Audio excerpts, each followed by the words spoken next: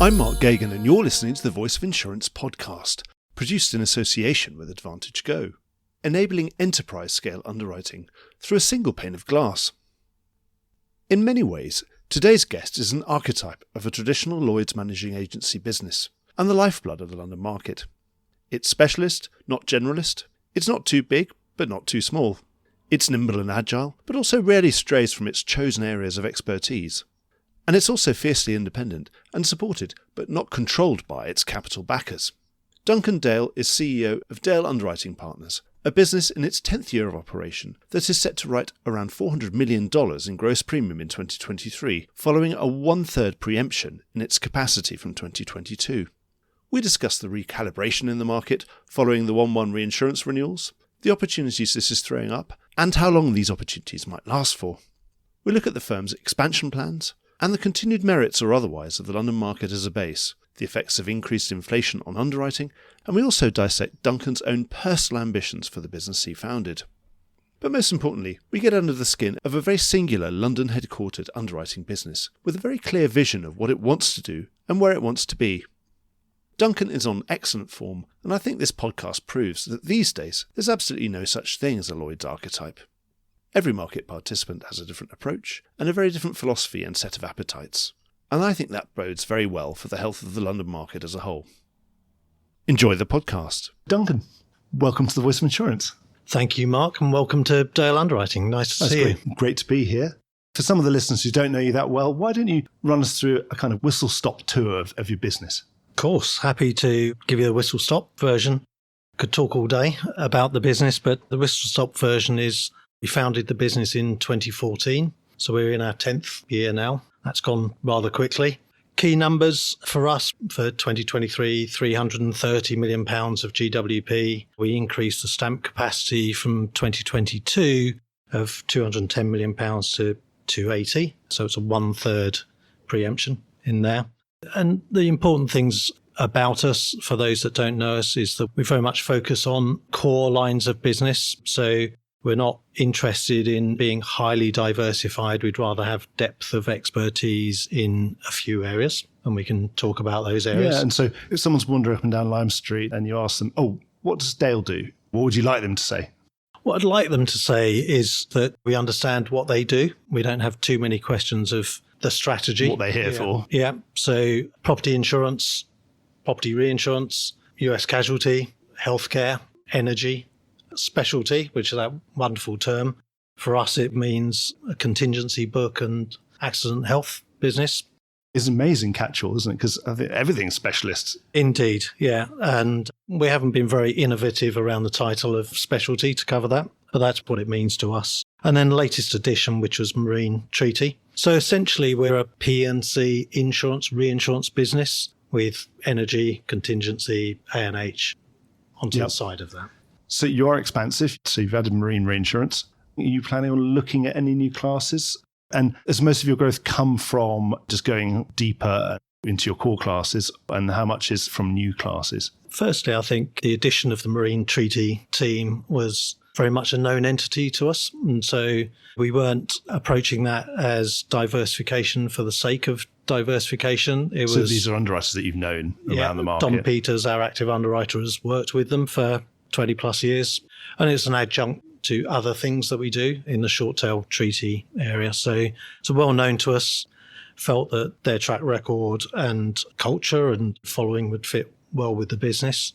We do see a lot of different underwriting teams and classes of business, and I think what hopefully will serve us well is to focus on things that we know well and understand and can do in a meaningful way. And whilst that's not all about leadership, we tend to think of that as leadership quality. So there's a couple of areas where we lead a lot of business. Healthcare would be 60% of what we write. Property insurance, we lead 30% of what we write there. For us, it's really the value that we add to distribution and to the client base of having depth of expertise, whereby we have all of the services that sit behind the underwriting team. Claims department. Claims department's massively important. That's essentially what we're selling, is the ability to settle people's claims when they most need us.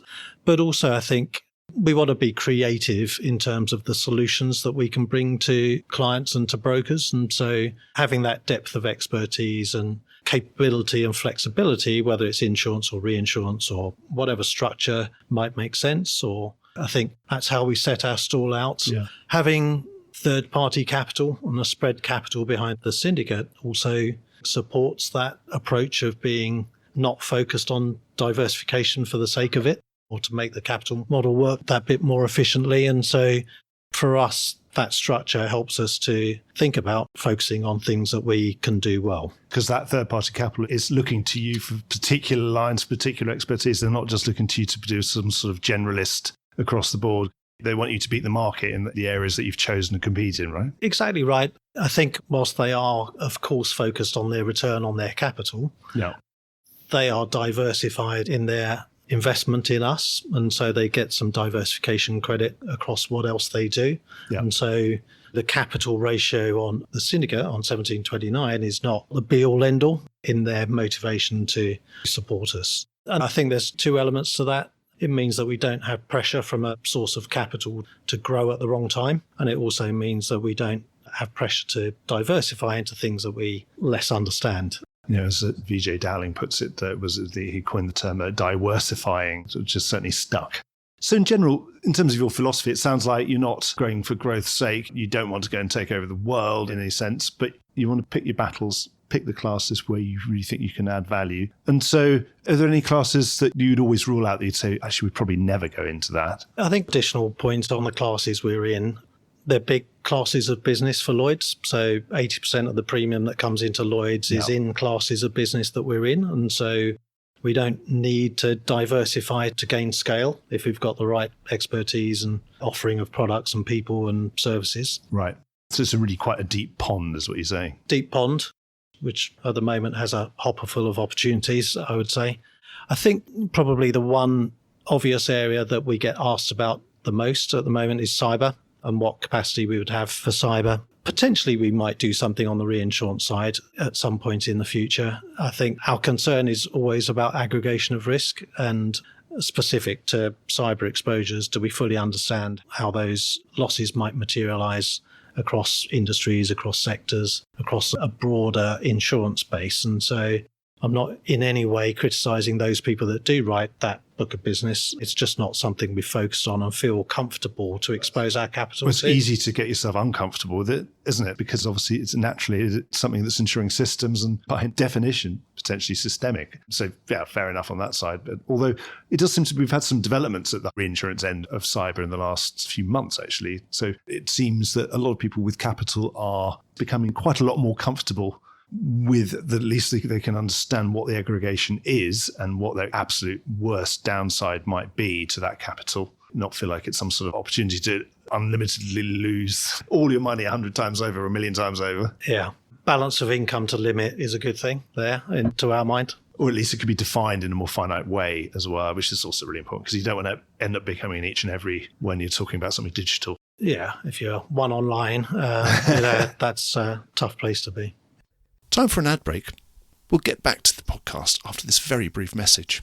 So much has changed in the last few years, not least in Bolton Associates' world of recruiting actuaries in insurance. There is more and more need for actuaries and cap modellers. Demand is outstripping supply. But this is not the first time we've seen this. Bolton Associates has operated in this market for over 20 years. We know what attracts candidates to roles and what matters in this hybrid working world. We're having conversations with firms all needing actuaries, be they syndicates, MGAs, brokers. They need pricing actuaries, heads of capital, reserving specialists. Plus the larger players looking at restructures are asking us to find group roles, such as CRO, chief actuary, and some CFOs. The actuarial skill set really does now reach all levels of the board. In 2022, several senior actuaries took the CEO role, with more to come in 2023, so watch this space. And this is where the Bolton Associates network comes into play. We can build your actuarial function and also draw on our established network to find those actuaries who have skills not only with numbers, but with leadership, people, and specific insurance knowledge. 2023 has many exciting events for Bolton Associates coming up, keeping the market linked up, engaged, and hopefully having a bit of fun. We're good at what we do because we enjoy what we do. So if you want us to find your elusive actuary fresh new juniors, or hear which firms are looking after their staff, then do get in touch.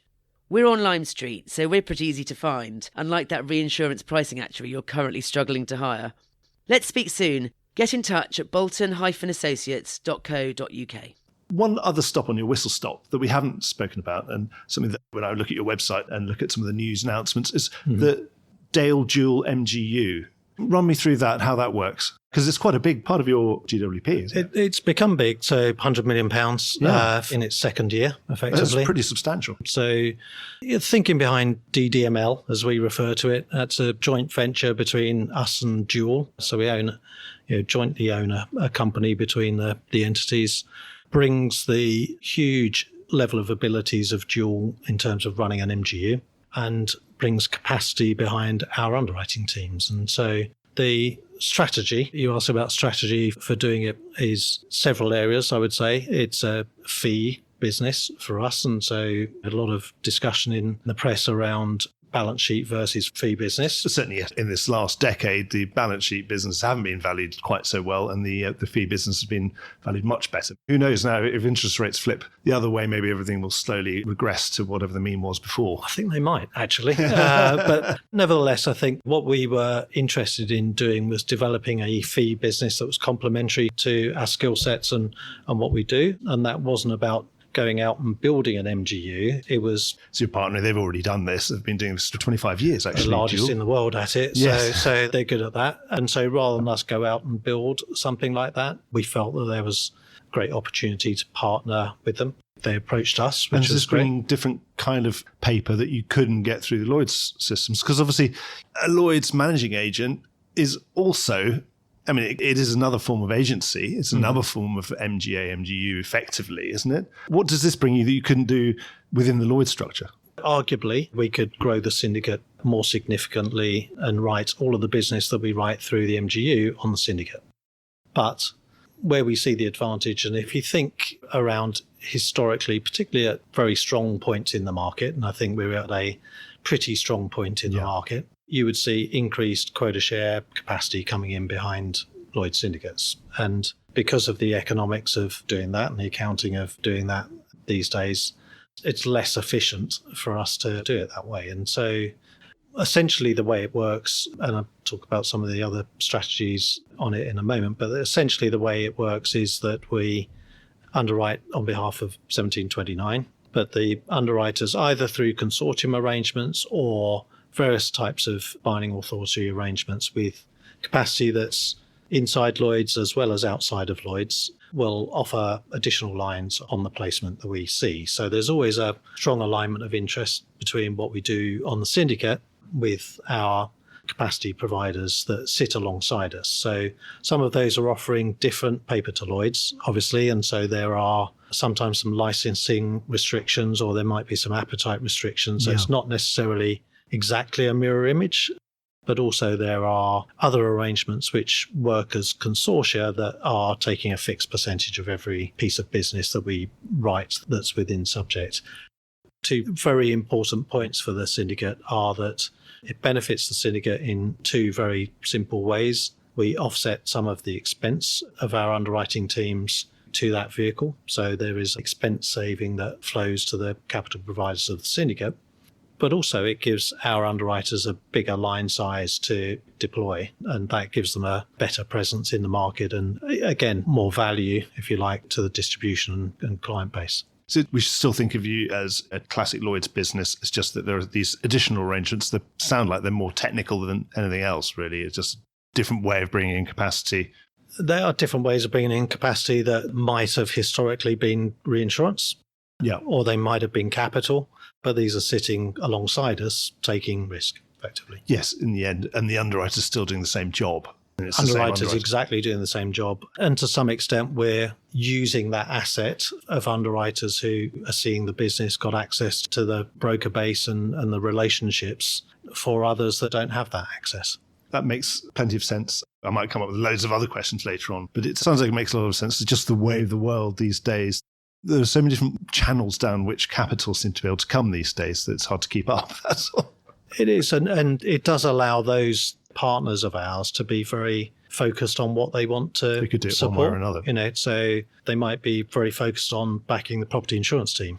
Difficult in a Lloyd's environment to focus on one only. class. Yeah. Right.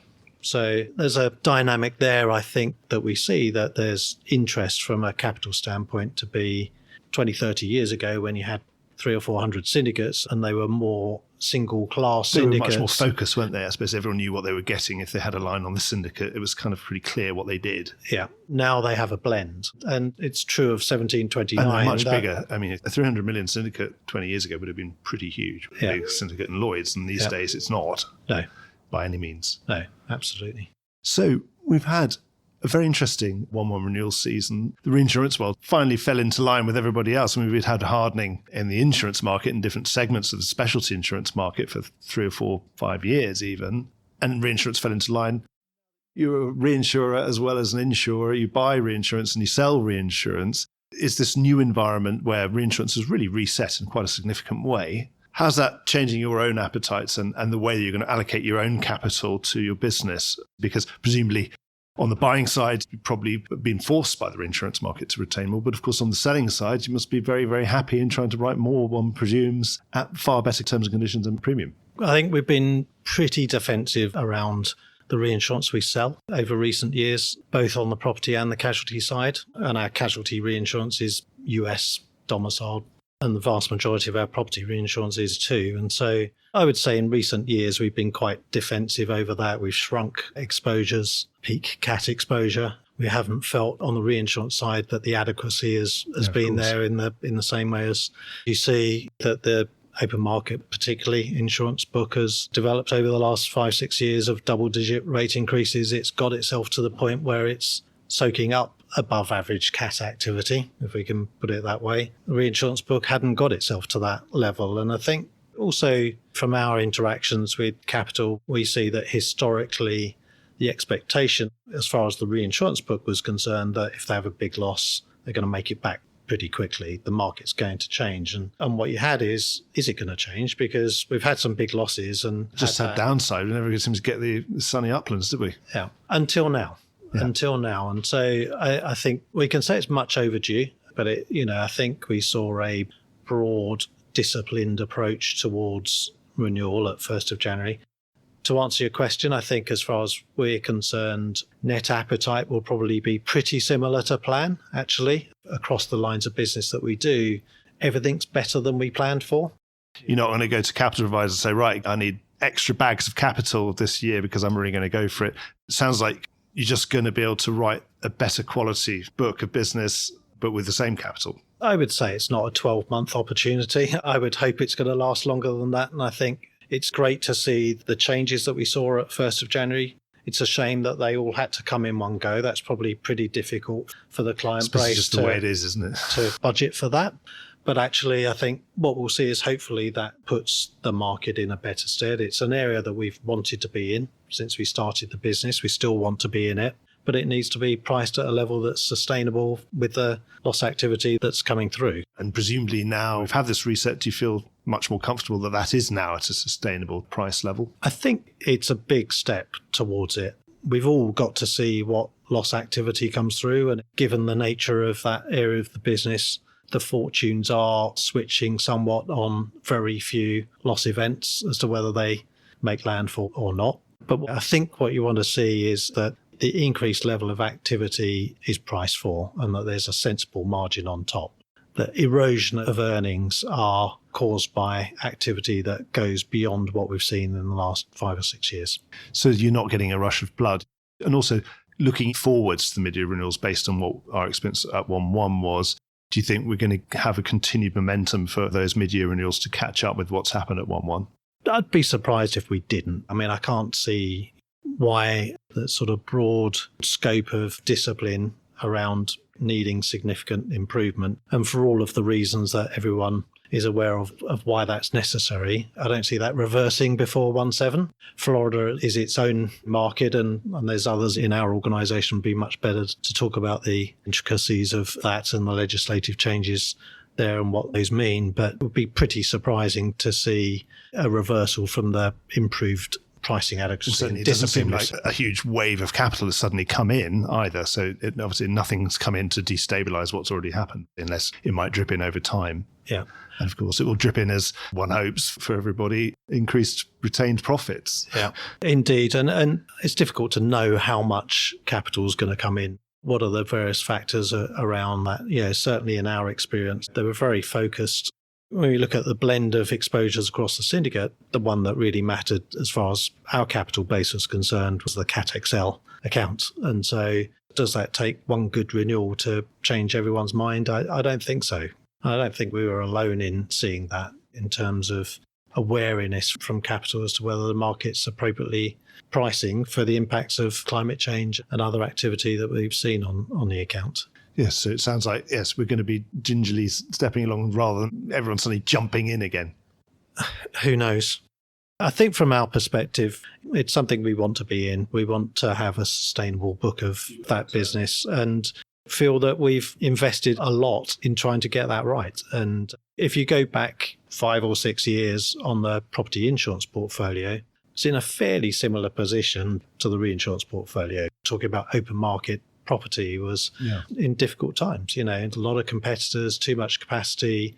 The treaties were hoover everything up on premiums, and there was just nothing left. Yeah, and so we were in a pretty defensive mode on that. We've grown that strongly over better years. We've had 80-90% rate increase on that portfolio over the last 5 years or so. And that's got it to a point where a Hurricane Ian can come along and we're not immediately changing loss ratio picks. So That's good. Well, in fact, brings me on to my next question. Obviously, we've had this reset in reinsurance that has increased net retentions around the world, and it's unbundled some covers. Some things now have to stand on their own. You've alluded to this already, that in DNF, direct and facultative on the property side, presumably things are set fair, and they're likely to be set even fairer coming into this year. If everyone's double their net retention, for example, presumably that's going to increase demand for FAC. Well, I just asked that. I mean, it sounds like it should do. Yeah, I think we were thinking latter part of last year that the opportunities were starting. It's already been good and it's going to get better. Yeah. And so has it kicked on? Yes. I mean, I think the renewal retention that we saw on our portfolio was higher than we normally see. Rates continue to go up. New business continue to come in. So you haven't scared everyone off. It hasn't scared everyone off, no. And we were thinking that was going to start peaking and coming to an end. And probably Hurricane Ian, reinsurance renewals, cost of living crisis, inflation, all of those, cost of capital, cost of the reinsurance, all of those things conspiring to say, well, that's probably going to need to continue. Obviously, it's not just property. Where else are you seeing the displacement from the market changes? Because it tends to open up opportunities. Because you're quite a nimble business, you can see these changes and you can react to them. So anywhere else apart from sort of DNF where there are obvious opportunities being opened up because of the treaty renewals? Probably less so directly from the treaty renewals in the areas where we're comfortable. Yeah. And in casualty, is there any displacement? Has it made, for example, by conversely, has it made casualty more attractive and therefore more competitive? I don't think so. I mean, that was the fear, that people would pivot away. We've been waiting for casualty reinsurance to look better. We've kept in touch with the client base and we might sell certain covers to them, but their core covers are perhaps not where we want them to be from a pricing perspective. So those have been stepping up. I think part of the fear that we heard was that as people pivoted away from cat reinsurance, they'd write more casualty reinsurance. And I don't think we've really seen that. Not an easy adjunct to do that. And so to answer your question, I think over recent years, we've seen more opportunity on pockets of insurance business that have been displaced, where the Lloyd's market has worked as the Lloyd's market, to my mind, should.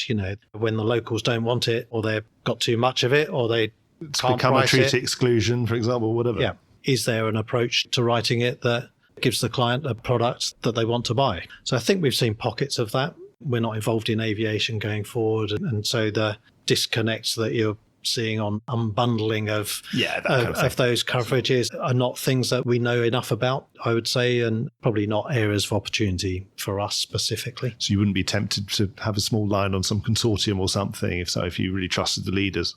I wouldn't say never, because why would we? Clearly there's planning involved in doing those things. But yeah, we're an underwriting business, but it's important that we stick to what we know and understand, really. That's a good answer.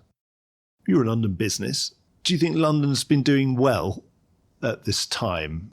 We'd say anecdotally that maybe 5 years ago, it was a worry very much abroad in London that it was becoming less relevant, losing market share. Everyone in London's always worrying about London, whereas they probably shouldn't have worried. As the market sort of reasserted itself as being, not to say the market of last resort, but certainly a market of constancy that's always there when other markets are not necessarily stepping up. I think we should worry about it, not because I'm negative about it, but because I care greatly about it. It's vital to our business, and I think there's no room for complacency. Where we've seen pockets of complacency potentially in the past, I think other markets have worked out how to access the risk and underwrite the risk. Now, they may not have liked the results on what they did, but they've managed to upset the model, if you like. And so I certainly care passionately that we as a market are meeting with clients, meeting with brokers, meeting with loss adjusters, meeting with lawyers, that we're engaged in whatever the issues are.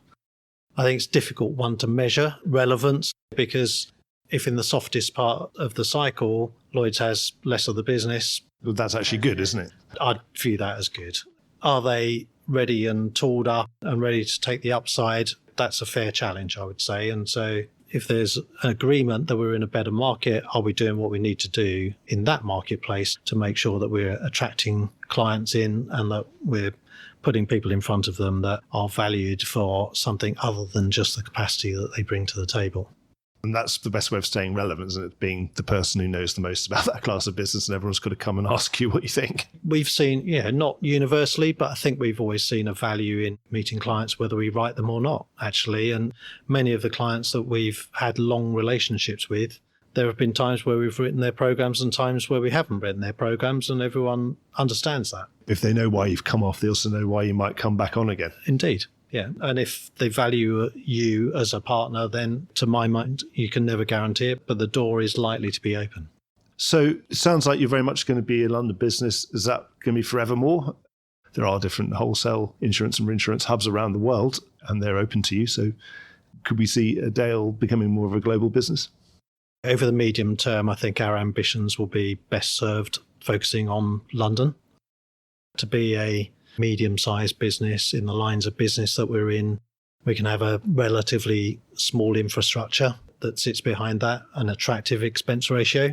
Even though we're at the smaller end of syndicates that operate in the market, the expense ratio is below the average, and that will continue to improve, hopefully, as time goes on. So we're very wary of building expensive infrastructure.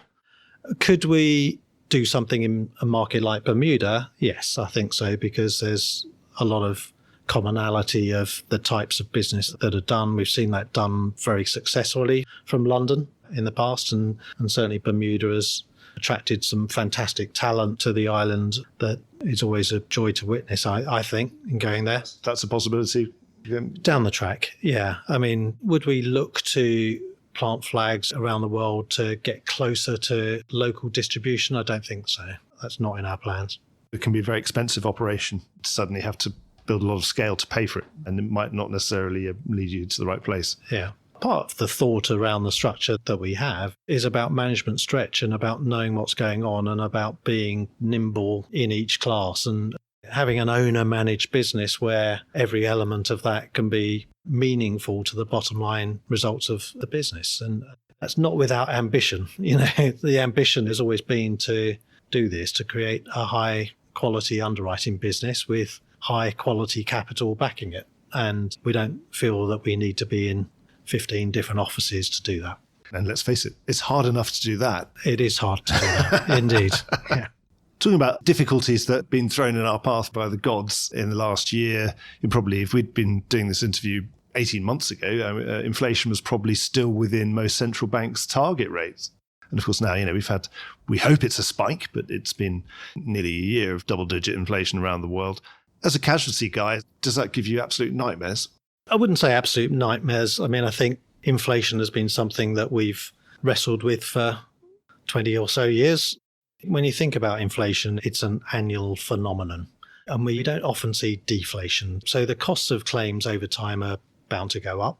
And if you're not aware of that in your pricing of your product, then you're not going to live very long. Then it's not going to work. So I think if you're kidding yourself about the level of inflation that might be in place over the period of time that you might be settling claims, then that will come home to roost. And so the approach has been to try and be conservative in that and look beyond the next couple of years. And so does that mean that excess inflation is not meaningful? Of course it's meaningful. There are lots of factors here. A cost of living crisis or an increase in energy bills or an increase in goods and materials doesn't necessarily change the value of a casualty claim. Other types of inflation, healthcare costs, wages might be a consequence of what we're seeing in the global economic markets, but those sorts of things should be considered, to my mind, when looking at the level of inflation. Policy limits. Are you inflating beyond your policy limits? Are you a primary player or an excess player? So I think for us as a business, certainly we're embedding a higher level of inflation into our casualty and healthcare pricing. Not all of that's driven by cost of living crisis. It's driven by cost of drugs, cost of wages, cost of healthcare bills, cost of an emboldened plaintiff's bar winning more often. Yeah. So many factors. Do we see much in the data? I don't think we do on the casualty side. You don't have to be an economic forecaster. You just have to see what's in front of you and make sure you're pricing for what is happening today. And if inflation's 12%, then unless you get 12%, you're giving a price discount. Exactly right. And for many years, if you look at healthcare as an example, we're pricing with 4 or 5% annual inflation. Because it's been riding way above CPI, that type of inflation, hasn't it? Yeah. But actually, when you look at the claims data, it's been about 1% over a 10-year period. Yeah. It's about having a mindset to, best you can, stay ahead of it and understand which of your exposures are going to be more vulnerable to changes in inflation. If you're an excess player, which we are at times, you're bound to be more vulnerable to inflation. As that underlying is eroded quickly. Yeah. Do you want more margin as an excess player than you do as a primary player where it's less of a factor? You should do. Right. I think where we have seen it is more on the short tail accounts, transportation, for example, FTC, MTC type business, where very simply the cost of repair and replacing vehicles is more expensive than it was 2 years ago. So are you able to price for that? Yes, you are. It's priced on the values. So what that's was the gone abbreviation up. just used? FTC, MTC. So what does it stand for? MTC, motor truck cargo. Ah! And physical damage, FTC, fire, theft and collision. I'm not trying to put you on the spot. It's just I'm on a mission permanently to de-abbreviate the insurance industry. Auto physical damage, or FTC, we view as the same. Okay. Duncan, you mentioned about your ambition to build a successful business, a quality business, perhaps not necessarily the biggest business in the world, but it's pretty big already, actually. But a high quality franchise. What sort of entrepreneur are you? I always ask this of people who are building their own business.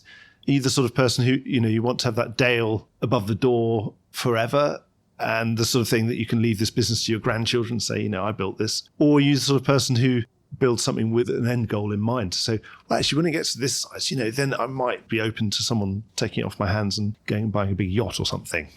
I think we ended up with Dale over the door because I'm not very inventive as far as company names are concerned. And so spent 6 months or so looking at street signs and all sorts of things and couldn't find anything. So we ended up defaulting to this, but not for a view of in terms of what the legacy might look like, actually.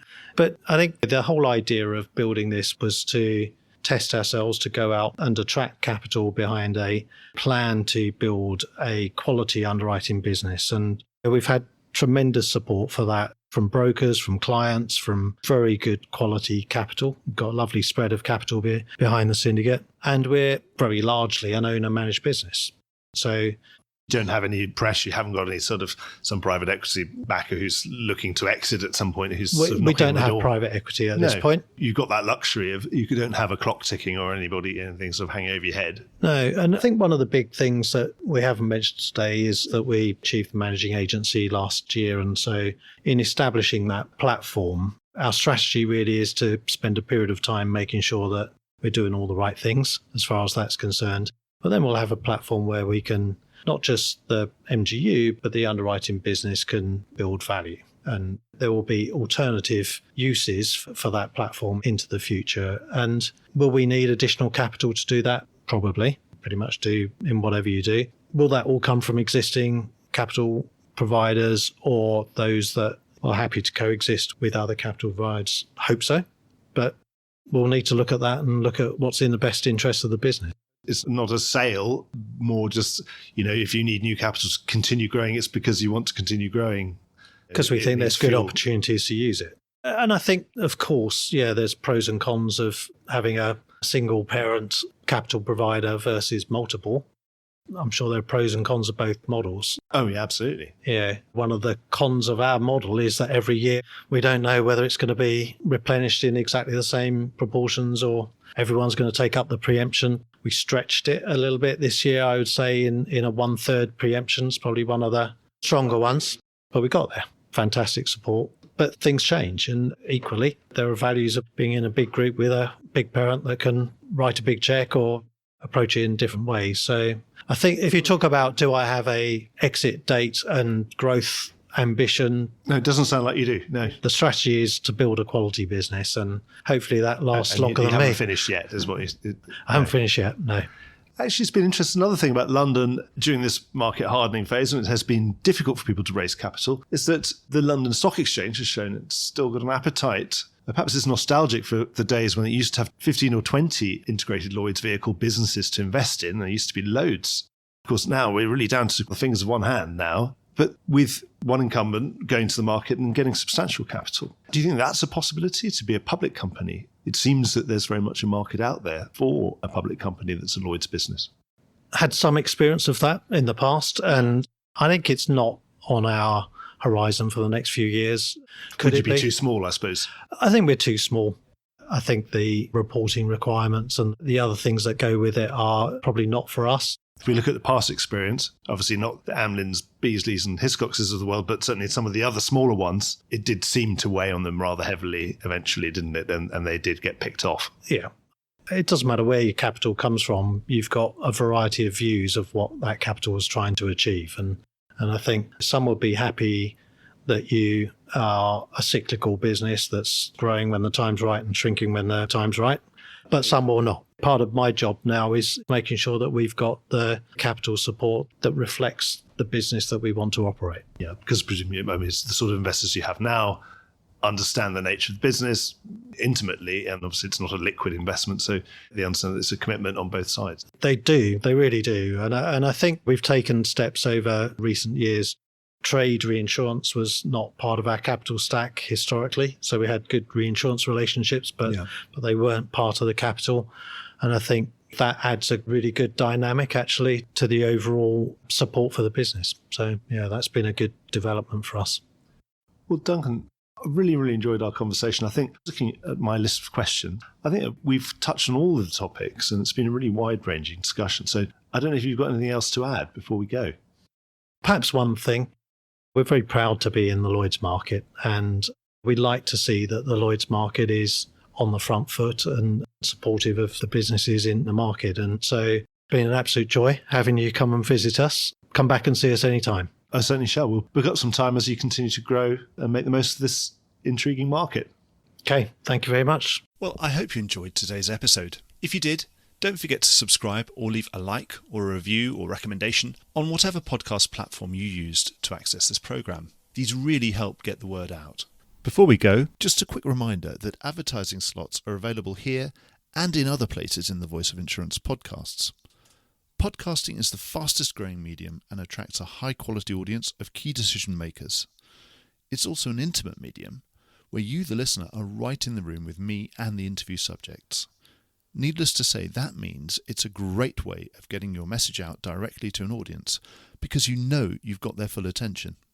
It's also very cost effective. So get in touch with Mark at thevoiceofinsurance.com to find out how you could be speaking directly to the industry.